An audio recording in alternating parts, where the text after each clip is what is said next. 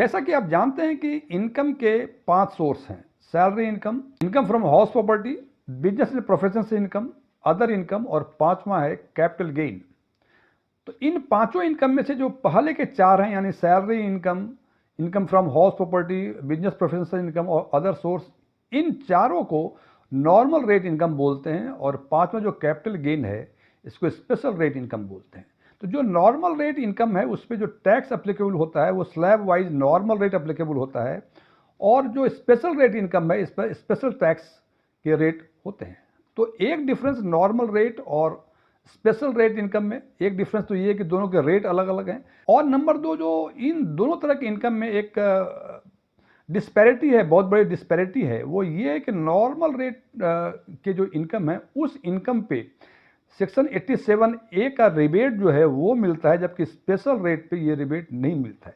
इसको यदि सीधे साफ शब्दों में यदि बोलूं तो ये कहूं कि न्यू टैक्स रेजिम में आज के दिन में जो हम कहते हैं कि 12 लाख पे कोई टैक्स नहीं लगता है, ये रिबेट के कारण 87A के रिबेट के कारण ही होते हैं। लेकिन ये रिबेट जो है शॉर्ट टर्म कैपिटल गेन यानी कैपिटल गेन में ये नहीं मिलता है। इसका मतलब कैपिटल गेन में जो बेसिक एग्जम्पशन लिमिट है न्यू टैक्स रेजिम में 4 लाख के ऊपर जो भी शॉर्ट टर्म या लॉन्ग टर्म कैपिटल गेन होता है उस पर स्पेशल टैक्स का जो प्रोविजंस है वो अप्लीकेबल हो जाते हैं, उस पर 87A का रिबेट नहीं मिलता है। हालांकि इस बात को यदि मैं एक एग्जाम्पल के द्वारा समझाना चाहूँ तो मैंने माना कि मिस्टर एक्स जिनकी सैलरी इनकम है, इनकी सैलरी इनकम 12,75,000 रुपये है। चूंकि ये नॉर्मल रेट ऑफ इनकम है 87A अप्लीकेबल होगा और सैलरी इनकम है तो स्पेशल स्टैंडर्ड डिडक्शन 75,000 का और का है, इसलिए इस पर 0 टैक्स लगेगा।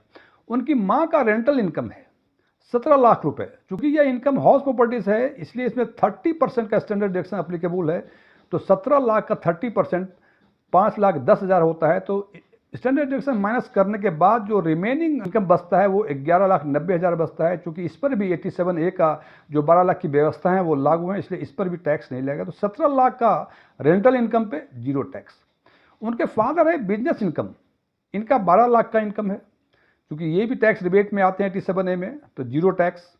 उनके ग्रैंडफादर जिनका कि कुछ फिक्स डिपॉजिट्स हैं जिन पे उनका इंटरेस्ट वगैरह बनता है, जो अदर सोर्स ऑफ इनकम आते हैं, वो भी 12 लाख है। चूंकि ये भी टैक्स रिबेट के अंदर 87A के अंदर आते हैं, इसलिए यहाँ भी टैक्स नहीं लगेगा। और मिस्टर एक्स की जो वाइफ हैं उनका भी 12 लाख का इनकम है, लेकिन ये income short term capital gain का है। क्योंकि short term capital gain special rate income है, इसलिए इसमें 87A का रिबेट एप्लीकेबल नहीं होगा और इस पर स्पेशल रेट भी लगेगा। तो 4 लाख का जो बेसिक एग्जाम्पशन लिमिट है न्यू टैक्स रेजिम में, 12 लाख में से 4 लाख यदि माइनस कर देते हैं तो रिमेनिंग अमाउंट बचता है 8 लाख। और 8 लाख पे आज के दिन में शॉर्ट टर्म कैपिटल गेन पे 20% टैक्स अप्लीकेबल है और इस हिसाब से उनको 1,60,000 रुपये का टैक्स पे करना पड़ेगा। अब ये देखें कि सबसे अधिक इनकम रेंटल इनकम है उनकी मदर इन लॉ का 17 लाख रुपये, उसको 0 टैक्स। उनके हस्बैंड का 12,75,000 0 टैक्स। उनके फादर इन लॉ का 12 लाख 0 टैक्स। उनके ग्रैंडफादर इन लॉ का 12 लाख 0 टैक्स। लेकिन इनको जब 12 लाख मिलता है शॉर्ट टर्म कैपिटल गेन से तो उनको 1,60,000 रुपये का टैक्स देना पड़ता है। आज हम चर्चा करेंगे इसी बात पे कि ये शॉर्ट टर्म कैपिटल गेन लगता है कि इसने पाप कर दिया जो शॉर्ट टर्म कैपिटल गेन इन्होंने अर्न किया। यदि ये भी दूसरे तरह का इनकम अर्न करते तो शायद इनको टैक्स नहीं लगता। तो क्या कोई ऐसा उपाय है इस शॉर्ट टर्म गेन को, जो स्पेशल रेट ऑफ इनकम है, इसको हम नॉर्मल रेट ऑफ इनकम में कन्वर्ट कर सकते हैं? हम चर्चा करेंगे इस बात पे कि शॉर्ट टर्म कैपिटल गेन है जो स्पेशल रेट का इनकम है, इसको क्या हम बिजनेस इनकम या नॉर्मल रेट ऑफ इनकम में कन्वर्ट कर सकते हैं। मैं DM झा, आप देख रहे हैं स्टोन टैक्स फ्री चैनल। यदि इस वीडियो से आपको कोई नई जानकारी मिली हो या ये वीडियो आपको अच्छा लगा हो तो इसको लाइक करें, अपने फ्रेंड्स के साथ शेयर करें, कमेंट बॉक्स में यस लिखें। और यदि आपको लगता है कि इसमें कोई नई जानकारी नहीं है या आपको ये वीडियो ही पसंद ना आया हो तो कमेंट बॉक्स में जाकर नो लिखें। और यदि आपकी रुचि इन्वेस्टमेंट, खासकर म्यूचुअल फंड इन्वेस्टमेंट, बैंकिंग और डायरेक्ट टैक्सेशन में है और अभी तक आपने मेरे चैनल को सब्सक्राइब नहीं किया है तो मेरे चैनल को सब्सक्राइब करें और ऑल बटन पे क्लिक करें ताकि हमारे नए वीडियो की नोटिफिकेशन आपको लगातार मिलती रहे। इस पर आगे चर्चा करने के पहले इसी कॉन्टेक्स्ट में 1959 में सुप्रीम कोर्ट ने एक जजमेंट दिया था जो कि जी वेंकटा स्वामी एंड कंपनी वर्सेस CIT का जजमेंट था। 1959 में सुप्रीम कोर्ट ने जजमेंट दिया था और उस जजमेंट के कुछ लाइन में आपको पढ़कर सुनाता हूं। उन्होंने कहा था कि if the purchase of land was made solely and exclusively with the intention to resell at a profit and the purchaser has no intention of holding the property for himself, the transaction would be an adventure in the nature of trade. हालांकि ये case जो जी वेंकटा स्वामी and company का था, ये land के capital gain के context में supreme court ने जजमेंट दिया था, लेकिन ये जजमेंट कैपिटल गेन का है, चाहे लैंड का हो या किसी और चीज़ का, उससे कोई मतलब नहीं है। इस जजमेंट से एक ही समझ में आता है कि यदि कोई व्यक्ति कोई कैपिटल एसेट्स को, हालांकि यहाँ लैंड का जिक्र किया हुआ है, किसी कैपिटल एसेट्स को परचेज इस बात के लिए करता है कि उसको रीसेल करके प्रॉफिट कमाए, तो उसका जो भी प्रॉफिट होगा वो बिजनेस इनकम माना जाएगा, ना कि उसको कैपिटल गेन का इनकम। हालांकि इस सुप्रीम कोर्ट के जजमेंट के बाद से कई सारे सीबीडीटी ने कई सारे सर्कुलर और इंस्ट्रक्शंस निकाले, और इसी कॉन्टेक्स्ट में उन्होंने सबसे पहला इंस्ट्रक्शंस निकाला, इंस्ट्रक्शंस नंबर 1827 डेटेड 31 अगस्त 1989 में। दूसरा सर्कुलर निकाला उन्होंने 4/07 15 जून 2007 में, और तीसरा निकाला 6/16 29 फरवरी 2016 में। इन तीनों ही सर्कुलर और जजमेंट जो सुप्रीम कोर्ट का है, इसमें एक चीज़ तो बड़ा स्पष्ट है कि आप कैपिटल गेन को बिजनेस इनकम दिखा सकते हैं। तो इन तीनों सर्कुलर में जो सीबीडीटी ने अपने असेसिंग ऑफिसर को इंस्ट्रक्शंस दिए हैं, उन्होंने कहा है कि कैपिटल गेन को बिजनेस इनकम ट्रीट कर सकते हैं, लेकिन वो बिजनेस इनकम कैसे ट्रीट करेंगे उसके लिए कुछ कंडीशंस उन्होंने बताया।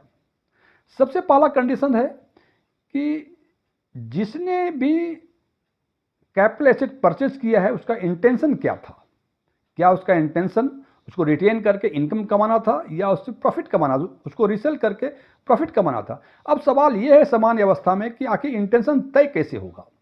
इंटेंशन तय करने का एक फीचर है magnitude of purchase and sale. मैं बात कर रहा हूं या खासकर इक्विटी शेयर्स के बारे में कि magnitude of purchase and sales, इसका मतलब आप जब शेयर परचेज करते हैं और सेल करते हैं उसका मैग्नीट्यूड क्या है।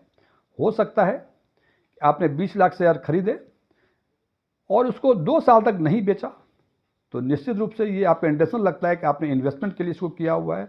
और यदि वही 20 लाख शेयर खरीदा आपने 2 महीने में, 10 दिन में, 20 दिन में बेच के जो भी प्रॉफिट है वो कमा लिया, जिससे लगता है कि ये जो आपने परचेज किया था इक्विटी शेयर्स, ये ट्रेडिंग के पर्पज से किया था, इसलिए इसका जो प्रॉफिट होगा वो बिजनेस इनकम ट्रीट होगा। और पहले जो 2 साल 3 साल रखा था आपने, उसका जो आपका इनकम होगा वो आपका कैपिटल गेन माना जाएगा। तो सबसे पहला मैग्नीट्यूड क्या है परचेज एंड सेल्स करने का, यहाँ हमने इक्विटी शेयर्स का एग्जांपल दिया। हो सकता है लैंड में भी जो लैंड डीलर है वो भी ऐसे ही करते हैं, उसमें भी देखना पड़ेगा उसका इंटेंशन क्या है। तो magnitude of purchase and sale. दूसरा है ratio of purchase and sale. जो एक वर्ष में आप खरीदते और या बेचते हैं, जैसे मैंने पहले एग्जाम्पल दिया कि 20 लाख आपने एक साल में 20 लाख खरीदा, 19 लाख बेच दिया। इससे ये समझ में आता है कि ये जो परचेज किया था आपने फिर चूंकि बेच दिया, जितना खरीदा था उसी आसपास बेच दिया आपने, तो इससे लगता है कि आप इसमें प्रॉफिट कमाना चाह रहे हैं, इनकम कमाना नहीं चाह रहे हैं। तीसरा है कि आपकी मोटिव क्या है। अब साहब मोटिव कैसे एक इंडिविजुअल की मोटिव कैसे एसएससी ऑफिसर असेस करेगा, तो उसके लिए उन्होंने कहा कि यदि एसएससी का इंटेंशन या मोटिव जो है वो स्टॉक मार्केट से डिविडेंड कमाने का है, तो ये माना जाएगा कि वो इनकम होगा, वो कैपिटल गेन होगा। और यदि उस एसएससी की मोटिव उससे प्रॉफिट कमाने का है, तो वो प्रॉफिट जो होगा वो बिजनेस इनकम में ट्रीट होगा। तो सबसे पहला एसएससी का इंटेंशन एसेसिंग ऑफिसर देखेगा। दूसरा चीज है कि जनाब ये तो इंटेंशन दिख गया आपको कि यदि आप चाहते हैं कि आपका खासकर शॉर्ट टर्म कैपिटल गेन, हालांकि इसमें कोई बाइंडिंग नहीं है कि लॉन्ग टर्म या शॉर्ट टर्म ही होगा, लेकिन सामान्य अवस्था में ये शॉर्ट टर्म ही होता है। तो शॉर्ट टर्म कैपिटल गेन को यदि बिजनेस इनकम ट्रीट करना है तो उसके लिए कुछ कंडीशंस हैं, कुछ करना पड़ेगा, सो दैट एसेसिंग ऑफिसर को ये समझ में आए कि ये आपका इनकम जो है बिजनेस इनकम है। उसके लिए आपको बुक ऑफ अकाउंट्स को प्रॉपरली मेंटेन करना पड़ेगा। अब बुक ऑफ अकाउंट्स का मेंटेन करने का मतलब सामान्य अवस्था में इंडिविजुअल बुक ऑफ अकाउंट्स को मेंटेन नहीं करते हैं, लेकिन फ्रेंड्स यदि आप चाहते हैं कि आपके शॉर्ट टर्म कैपिटल गेन को बिजनेस इनकम ट्रीट किया जाए तो निश्चित रूप से आपको बुक ऑफ अकाउंट्स को मेंटेन करना पड़ेगा। और बुक ऑफ अकाउंट्स मेंटेन करने का मतलब सबसे पहला एक ट्रेडिंग लेजर बनाएंगे। ट्रेडिंग लेजर में हर दिन का, हर सप्ताह का जब भी आप परचेज सेल करते हैं वो रिकॉर्ड करेंगे ट्रेडिंग बुक में। आप कैश बुक या बैंक बुक भी मेंटेन करेंगे, कितना कैश कितना परचेज किया, कितना सेल आया, जो कैश बुक में आता है एंट्री, वो एंट्री आपको करनी पड़ेगी। आपको प्रॉफिट एंड लॉस अकाउंट बनाना पड़ेगा। प्रॉफिट एंड लॉस अकाउंट में खासकर ये देखना पड़ेगा कि यदि आप सिक्योरिटी बेचते हैं तो उसको क्रेडिट करना पड़ेगा, यानी आपने 10 लाख की सिक्योरिटी बेची तो 10 लाख क्रेडिट होगा। और यदि आपने 9 लाख की वही सिक्योरिटी परचेज की थी तो परचेज के लिए कॉस्ट ऑफ शेयर्स को डेबिट करना पड़ेगा। ये आपको प्रॉफिट एंड लॉस अकाउंट में प्रॉपर्ली रिफ्लेक्ट होना चाहिए, तभी असेसिंग ऑफिसर ये समझेगा कि ये जो आपका इंटेंशन जो है वो इंटेंशन आपका इन्वेस्टमेंट का नहीं बल्कि ट्रेडिंग का है। प्रॉफिट एंड लॉस अकाउंट के साथ साथ आपको बैलेंस शीट भी बनाना पड़ेगा। बैलेंस शीट जैसे जो नॉर्मल प्रोसीजर है बनाना पड़ेगा। उसमें एक चीज़ ध्यान रखना पड़ेगा कि जो भी आपके पास शेयर्स हैं उसको स्टॉक एंड ट्रेड में दिखाना पड़ेगा। कैपिटल एसेट में नहीं दिखाना पड़ेगा बल्कि उसको करंट एसेट में दिखाना पड़ेगा, जिसको स्टॉक एंड ट्रेड बोलते हैं। हालांकि ये टेक्निकल टर्म्स हैं जो आपको सीए बता देगा या कोई भी कॉमर्स का स्टूडेंट बता देगा। उसको स्टॉक एंड ट्रेड में शो करना है। और दूसरी बातें, at the end of financial year जब जो भी आपके पास इक्विटी शेयर्स रह गए उसकी वैल्यूएशन जब करनी पड़ेगी, तो वैल्यूएशन के समय जो कॉस्ट है या जो मार्केट वैल्यू है उसमें से जो कम है वही आपको दिखाना पड़ेगा। ये कुछ कंडीशंस थे, हालांकि it is not full proof कि इसके आगे और कुछ नहीं हो सकता। मैं सामान्य नॉर्मल कंडीशन में बताना चाह रहा हूँ कि आपको बुक्स ऑफ अकाउंट मेंटेन करने पड़ेंगे और उस बुक्स में ये सब बुक्स जरूर होनी चाहिए। तीसरा कंडीशंस है कि आप जब ITR इनकम टैक्स रिटर्न भरेंगे तो आपको ITR 3 चूज करना पड़ेगा ITR फाइल करने के लिए, और उसमें profit and gains from business या प्रोफेशन से जो इनकम है उसको आपको चूज करना पड़ेगा, उसको आपको सिलेक्ट करना पड़ेगा। चौथी सबसे इंपॉर्टेंट चीज़ है, ऐसा नहीं हो सकता है कि इस साल आपने उसको बिजनेस इनकम ट्रीट कर दिया, अगले साल कैपिटल गेन कर देंगे, फिर अगले साल बिजनेस इनकम ट्रीट कर देंगे। जनाब, जो भी आप इंटेंशन है आपका, चाहे इन्वेस्टमेंट हो या ट्रेडिंग हो, जो एक बार चुन लिया उसको कंसिस्टेंटली कई वर्षों तक उसको फॉलो करना पड़ेगा। आप ऐसा नहीं कि अपने प्रॉफिट के हिसाब से कभी बिजनेस इनकम कभी कैपिटल गेन इनकम ट्रीट कर लें आप। जब आप ITR 3 में profit and gain from business and professions दिखाएंगे तो उसमें एक चीज़ ध्यान रखनी है, क्योंकि आप बिजनेस इनकम दिखा रहे हैं इसको, और यदि आपका अदर देन डिजिटल ट्रांजैक्शन के थ्रू एनुअल टर्नओवर 1 करोड़ से अधिक है, और या यदि आपके टोटल ट्रांजैक्शंस जो हुए हैं उसमें 95% ट्रांजैक्शंस डिजिटली हैं, तो उस केस में यदि ये एनुअल टर्नओवर 10 करोड़ से अधिक है तो इन दोनों ही कंडीशन में आपको अपने अकाउंट को ऑडिट करवाना पड़ेगा। और यदि इस थ्रेशोल्ड लिमिट से आपका एनुअल टर्नओवर कम है तो प्रिजम्पटिव टैक्सेशन का फ़ायदा आप ले सकते हैं। प्रिजम्पटिव टैक्सेशन के हिसाब से यदि आपका डिजिटली ट्रांजैक्शंस हैं तो टोटल एनुअल टर्नओवर का कम से कम 6% आपको प्रॉफिट दिखाना पड़ेगा, यानी इनकम, बिजनेस इनकम दिखाना पड़ेगा। और यदि अदर देन डिजिटल ट्रांजैक्शंस हैं तो उस केस में टोटल टर्नओवर का 8% बिजनेस इनकम दिखाना पड़ेगा। ये 6%, 8% जो प्रोविजंस दिए हुए हैं ये नॉर्मल कोर्स में बिजनेस के लिए हैं। हालांकि क्योंकि आप शॉर्ट टर्म कैपिटल गेन को बिजनेस इनकम में ट्रीट करना चाह रहे हैं तो कानून के हिसाब से, प्रोविजंस के हिसाब से डिजिटली में 6% एनुअल टर्नओवर का और अदर में 8% एनुअल टर्नओवर का आप दिखा सकते हैं। लेकिन जैसे ही असेसिंग ऑफिसर को ये मालूम होगा कि ये सारे बिजनेस जो हैं वो इक्विटी शेयर्स हैं, तो हो सकता है कि वो आपका पूरा बुक्स ऑफ अकाउंट्स को मंगवा ले वेरिफिकेशन के लिए। इसलिए ध्यान रखें कि इक्विटी शेयर्स के शॉर्ट टर्म कैपिटल गेन को यदि बिजनेस इनकम दिखाएंगे तो आप 6%, 8% के चक्कर में ना रहें। आप ठीक ठीक जितना आपके खर्चे हुए हैं, जितना फ़ायदा हुआ है उसको दिखाएं, लेकिन ये मिनिमम बाइंडिंग है। यदि आपको लॉस हुआ है तो 6% कम से कम आपको दिखाना ही पड़ेगा, और यदि 6% और 8% दिखाना ही पड़ेगा। और यदि लगता है कि इससे कम आपका इनकम हुआ तो इन दैट केस आपको अपना बुक ऑफ अकाउंट्स को फिर आपको ऑडिट करवाना पड़ेगा। तो ये ध्यान रखें कि आप किस स्लैब में आते हैं, किस टर्नओवर में आते हैं। ये फ्रेंड्स एक जनरल गाइडलाइंस है। आप ये सोचते हैं कि ये वीडियो देख के कल से आप अपने शॉर्ट टर्म कैपिटल गेन को बिजनेस इनकम दिखाना शुरू करेंगे तो ये फिजूल नहीं लगता है। निश्चित रूप से इसके लिए आपको सीए से कॉन्टैक्ट करना पड़ेगा।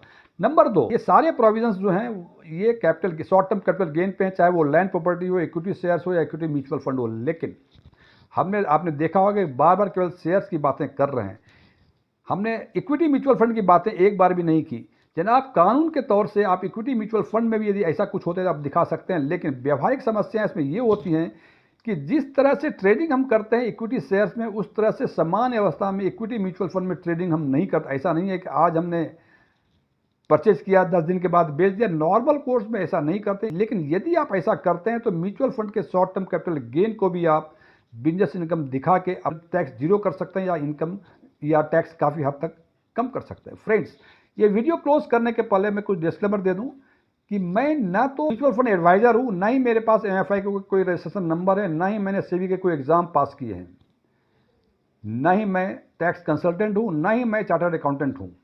ओपन डोमेन में जो भी इंफॉर्मेशन अवेलेबल है उसके बेसिस पर मैं आम लोगों के लिए आम वीडियो बनाया करता हूँ। ये मेरे विचार हैं, मेरे विचार में सहमत होना कोई ज़रूरी नहीं है। यदि आप मेरे विचार से सहमत हैं तो कमेंट बॉक्स में जाके एग्रीड लिखें, और यदि सहमत नहीं है तो नॉट एग्रीड लिखें। लेकिन नॉट एग्रीड के साथ ये भी लिखें कि आप हम मेरे विचार से सहमत क्यों नहीं है, सो दैट कि आने वाले वीडियो में मैं और अच्छे क्वालिटी का वीडियो बना सकूँ। Thank you.